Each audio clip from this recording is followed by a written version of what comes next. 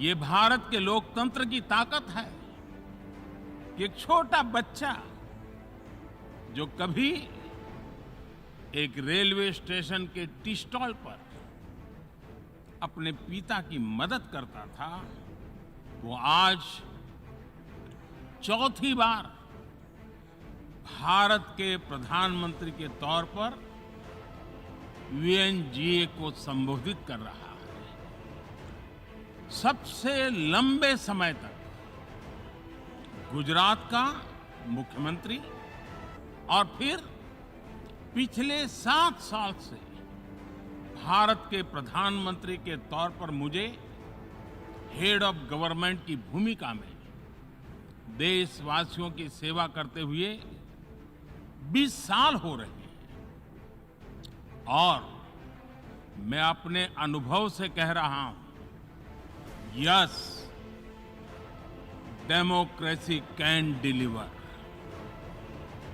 Yes, democracy has delivered. প্রধানমন্ত্রী নরেন্দ্র মোদীর এই কথা ভারতীয় গণতন্ত্রের গভীরতারই বহিঃপ্রকাশ। এই প্রকৃত গণতন্ত্রের এক শক্তিশালী জনমতপ্রাপ্ত জননায়কের সামনে আজ গোটা বিশ্বই যেন নতজানু। 130 কোটি ভারতবাসীর একক কণ্ঠ প্রধানমন্ত্রী মোদী। বিশ্বমঞ্চে তিনি যখন কিছু বলেন তো গোটা বিশ্ব তা শুনে যায়।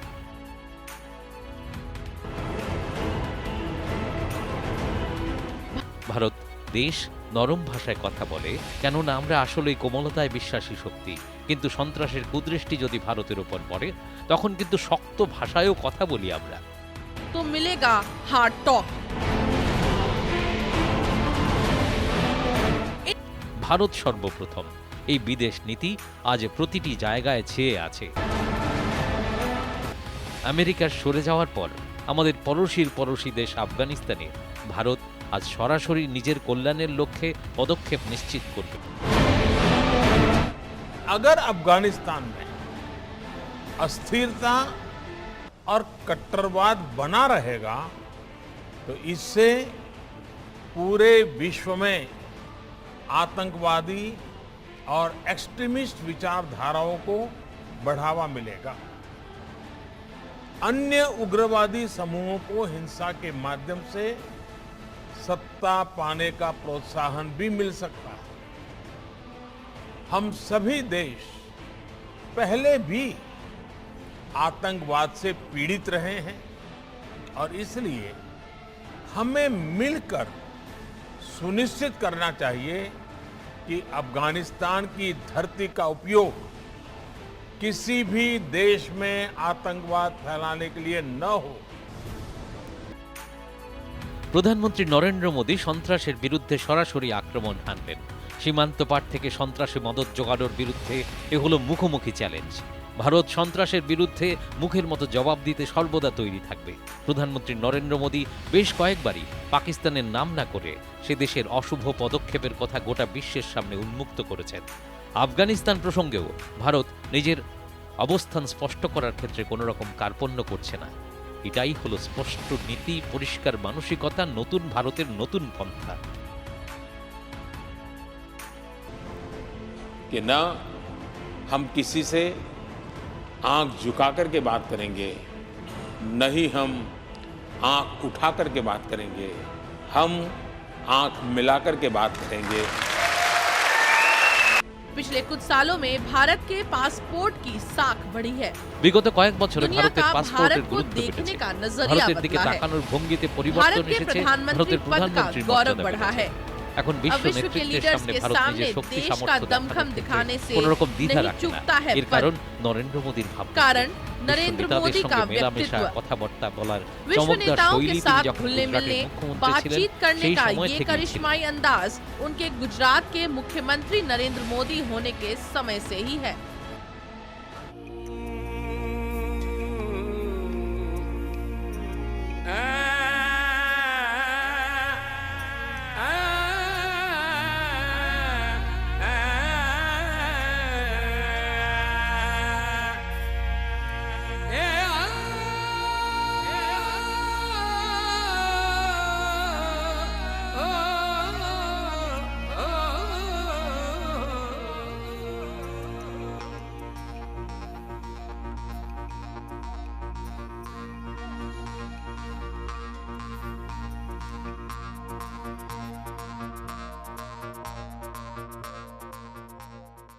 2001-এর 26শে জানুয়ারি কচ্ছের ভয়াবহ ভূমিকম্পের অভিশপ্ত দিন। 7 মাস বাদে 2001-এর 7ই অক্টোবরে গুজরাটের মুখ্যমন্ত্রী হলেন নরেন্দ্র মোদী। ধ্বংসস্তূপে রূপান্তরিত ভুজকে পুনরায় উন্নতির শিখরে পৌঁছানোর দৃঢ় প্রতিজ্ঞা তাঁর সঙ্গী।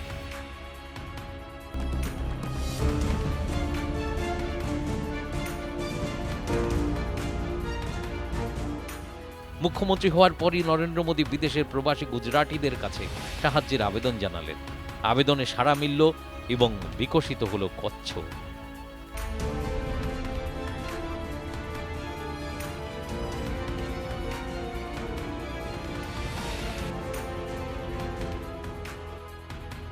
বিপর্যয়ের সেবা সুযোগ পাওয়া গিয়েছিল, তিনি একে সমর্পণের মানসিকতায় সম্পন্ন করলেন।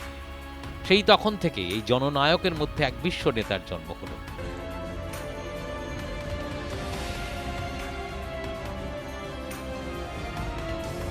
गुजरात एक अनोखा राज्य है। इन्होंने इस आपत्ति को एक अवसर बना के कच्छ का नवनिर्माण किया और जहां जहां भी क्षति हुई थी उनको क्षतिपूर्ति के लिए कई तरह के पैकेज बनाए। जो लोगों का जान गंवा चुके थे उनके लिए हम निसहाय थे, किंतु जो भी प्रवृत्तियां रुकी थी, जो मिलकतें नष्ट हुई थी, उनका पुनर्निर्माण का काम गुजरात ने जिस तेजी से करीबन 2-3 साल की अवधि में किया, पूरे नए नगर बसाए, ये कार्य आज भी अंतर्राष्ट्रीय क्षेत्र में एक उदाहरण रूप गिना जाता है।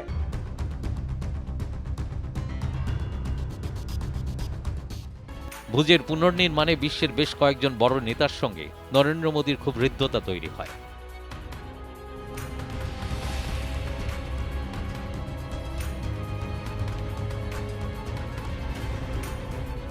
বিদেশের সঙ্গে এই হৃদ্যতার সম্পর্ক ব্যবসায়িক সম্পর্কে রূপান্তরিত হয়। শুধু কচ্ছই নয়, গোটা গুজরাটকে বিকাশের অভিযাত্রায় সামিল করলেন এই জনসেবক নরেন্দ্র মোদী। এতে প্রথম মাইলফলক ছিল 2003-এ প্রথম ভাইব্রেন্ট গুজরাট সম্মেলন। এই সম্মেলন আহমেদাবাদের সায়েন্স সিটির পার্কিং এর ঠিকানায় আয়োজিত হয়। আকারে ছোট ছিল কিন্তু সাফল্যের গুঞ্জন ছড়িয়ে পড়ল চারদিকে। ভাইব্রেন্ট গুজরাট এক ব্র্যান্ড হয়ে উঠল। এই সফল আয়োজনের পর দেশ বিদেশের ব্যবসায়ীরা এর সঙ্গে যুক্ত হতে থাকে আর উন্নয়নের অভিযাত্রা এগিয়ে যেতে থাকে। जुड़ते गए और कारवां बनता गया।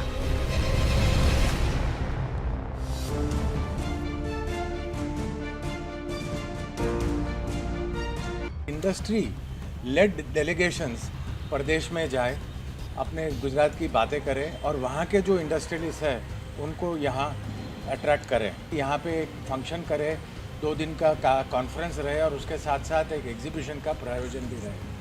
ये साकार हुआ 2003 में, जबकि नवरात्रि के टाइम पे 28 सितंबर 2003 में सबसे पहली बार वाइब्रेंट गुजरात अहमदाबाद और सूरत दोनों जगह पे किया गया था।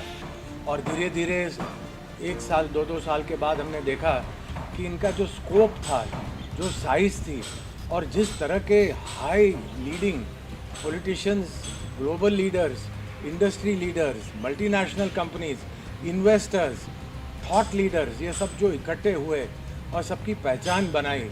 और गुजरात के बारे में जो हमारा जो ड्रीम था, जो नरेंद्र भाई का पर्सनल मिशन था कि गुजरात को एक विश्व में उसकी पहचान बनाने में हम लोग कामयाब और बहुत बड़ी तरह से सफल रहे हैं।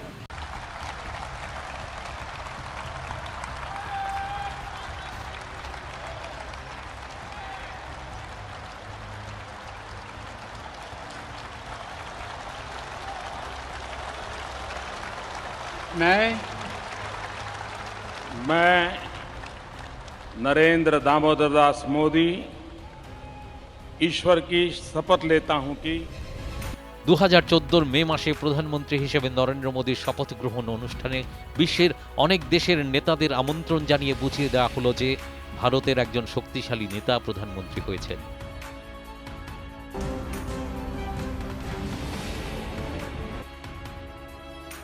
তিনি প্রধানমন্ত্রী হওয়ার পর এলো প্রথম সাধারণতন্ত্র দিবস। প্রধানমন্ত্রী নরেন্দ্র মোদীর প্রথম অতিথি ছিলেন আমেরিকার রাষ্ট্রপতি বারাক ওবামা। ইতিহাসে এমন নজির আর ছিল না যে আমেরিকার রাষ্ট্রপতি ভারতের সাধারণতন্ত্র দিবস উদযাপন অনুষ্ঠানে সামিল হয়েছেন।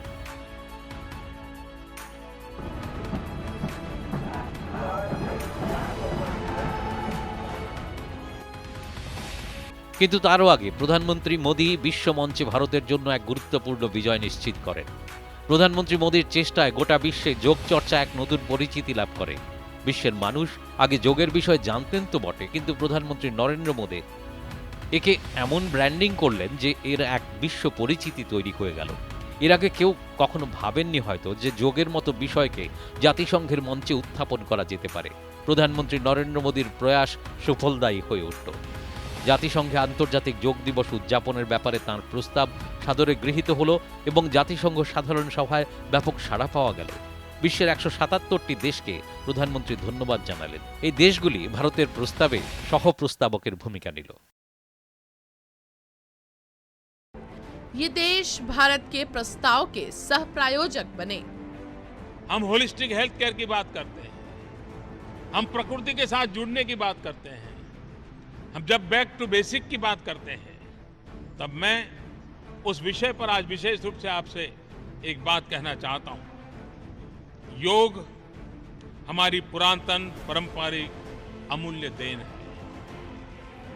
योग मन व शरीर, विचार व कर्म, संयम व उपलब्धि की एकात्मता का तथा मानव व प्रकृति के बीच सामंजस्य का मूर्त रूप है।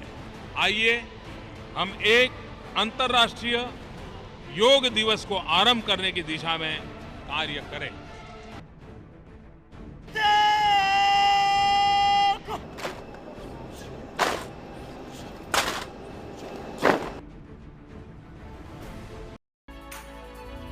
প্রধানমন্ত্রী নিজের প্রথম বিদেশ সফর করলেন ভারতের সবচেয়ে কাছের ভরসাস্থল বন্ধুপ্রতিম রাষ্ট্র ভুটানে। পারস্পরিক সহযোগিতা, শক্তি সহযোগিতার নিশ্চয়তা এবং রুপে কার্ডকে ভুটানে চালু করা এই সফরের গুরুত্বপূর্ণ প্রাপ্তি।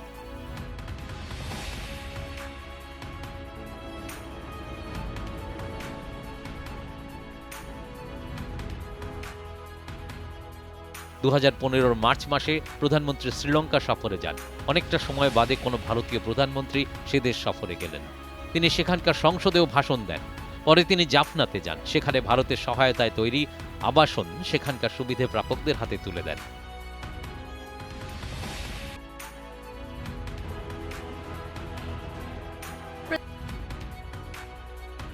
প্রধানমন্ত্রী বেশ কয়েকজন বিশ্ব নেতার সঙ্গে রোড শো করেন।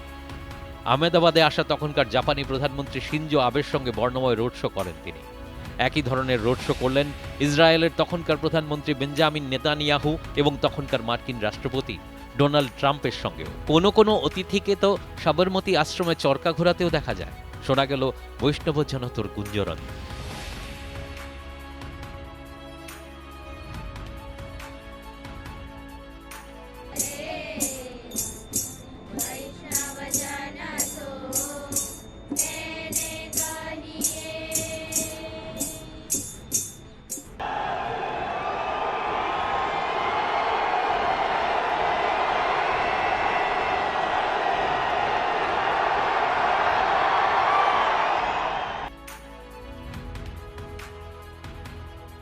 প্রবাসী ভারতীয়দের সমস্যা সমাধানে এক জরুরি সংস্কারও আনা হলো, আর সেটা হচ্ছে পিআইও এবং ওসিআরকে যুক্ত করা। প্রবাসী ভারতীয়রা এই পদক্ষেপকে স্বাগত জানালেন। ভিসার নিয়মে ছাড় দেওয়া হলো এবং ব্যবস্থাপনাকে সহজ করা হলো। দেশের সুবাস বিশ্বের সর্বত্র ছড়িয়ে দিতে এবং ভারতকে বিশ্ব গুরু হিসেবে প্রতিষ্ঠিত করতে প্রধানমন্ত্রী নরেন্দ্র মোদী বেশ কয়েকটি দেশ সফর করেন। এই প্রত্যেকটি সফরে একই কথা উচ্চকিত ছিল, আর সেটা হচ্ছে প্রবাসী ভারতীয়দের সঙ্গে মোদীর মত বিনিময়ের আসর। আর এতে প্রধানমন্ত্রীর কথা প্রত্যেক ভারতীয়কে ছুঁয়ে গেল।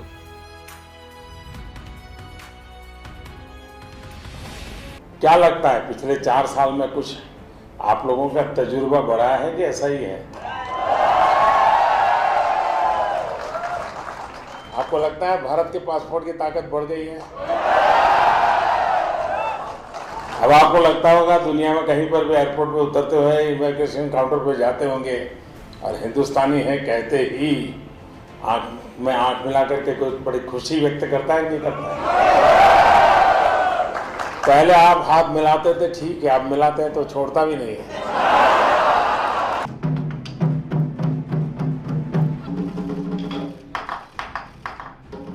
नरेंद्र मोदी मोदी हमेशा से प्रवासी भारतीयों के बीच लोकप्रिय रहे हैं।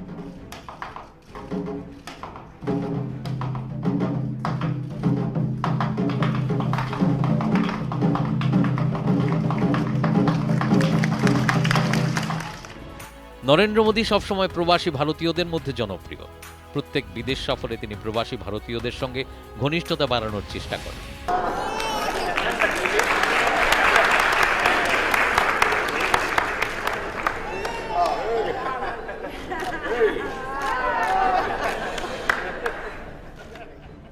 शायद दुनिया के किसी नेता को भी ऐसा सौभाग्य नहीं मिलता होगा।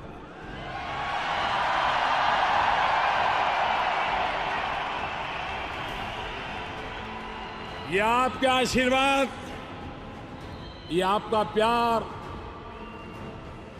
ऐसी ठंड में भी इतनी बड़ी तादाद में आज आपने एक नया इतिहास बना दिया है।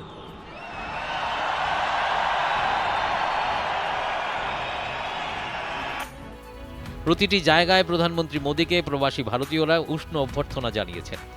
বিশ্বের প্রতিটি প্রান্তে থাকা প্রত্যেক ভারতীয় যেন নিজেকে এক আপনত্বের পরিসরে খুঁজে পেয়েছেন। हीरो हैं वो हमारे, कहाँ से कहाँ देश को लेके गए हैं। वेरी प्राउड कि हम उनसे आज मिल पाए हैं। ये हमारा सौभाग्य है कि हमें उनके दर्शन हुए हैं।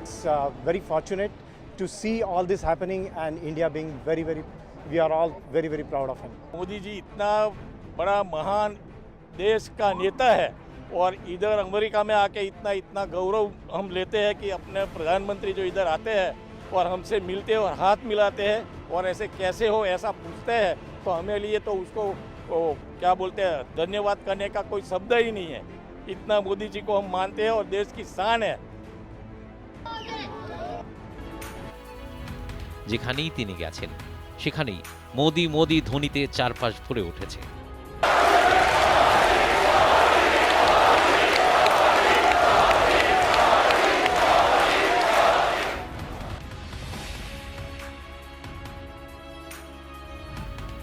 এটা ছিল ভারতের সোচ্চার বিজয়ধ্বনি, পরিবর্তিত নতুন ভারতের নেতৃত্বের ও একতার জয়ধ্বনি।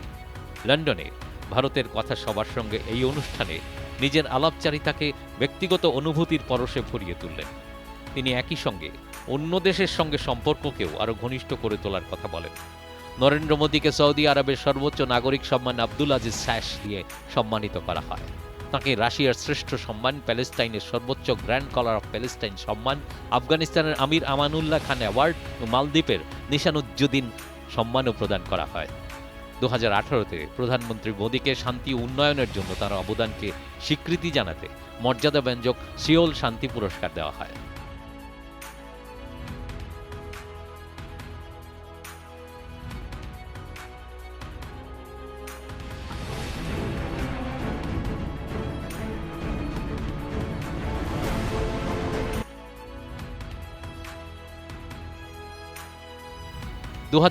জুন মাসে ক্ষমতাসীন হওয়ার সঙ্গে সঙ্গে মোদী সরকারকে বিশাল বড় সমস্যার মুখে পড়তে হয়, আর সেটা ছিল ইরাকে গৃহযুদ্ধের কারণে সেদেশে হাজার হাজার ভারতীয়দের আটকে পড়ার সমস্যা।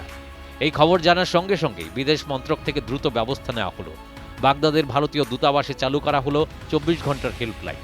সেখানে আটকে পড়া ভারতীয়দের নিরাপদে উদ্ধার করে নিয়ে আসতে অভিযান শুরু করা হলো। এয়ার ইন্ডিয়ার বেশ কয়েকটি বিমানকে ইরাকের বিভিন্ন শহরে সেই উদ্ধার কাজের জন্য পাঠানো হলো। এই অভিযানে শুধু ভারতীয় নাগরিকই নয়, সেই সঙ্গে সেদেশে আটকে পড়া অন্য দেশের নাগরিকদের উদ্ধারের ব্যবস্থার মাধ্যমে বসুধৈব কুটুম্বকমের বার্তাকে উচ্চকিত করা হলো।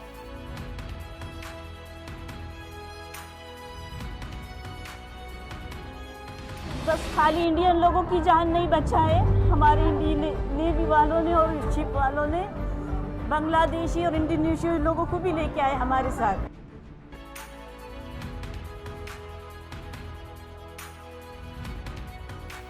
এছাড়াও 2015-তে ইয়েমেনে গৃহযুদ্ধের সময় সেখানে আটকে পড়া ভারতীয়দের উদ্ধারের জন্য ভারতীয় নৌসেনা এবং বায়ুসেনার অভিযান চালানো হলো।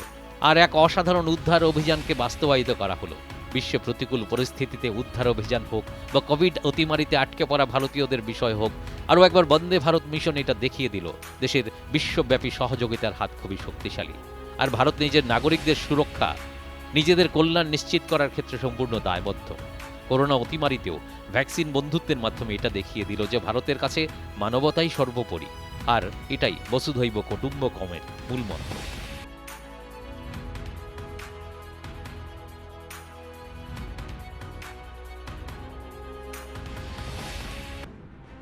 हम कोई कसर नहीं छोड़ रहे हैं, यहां तक कि दुनिया भर के दर्जनों देशों को भी उनके टीकाकरण अभियान में आज भारत मदद कर रहा है।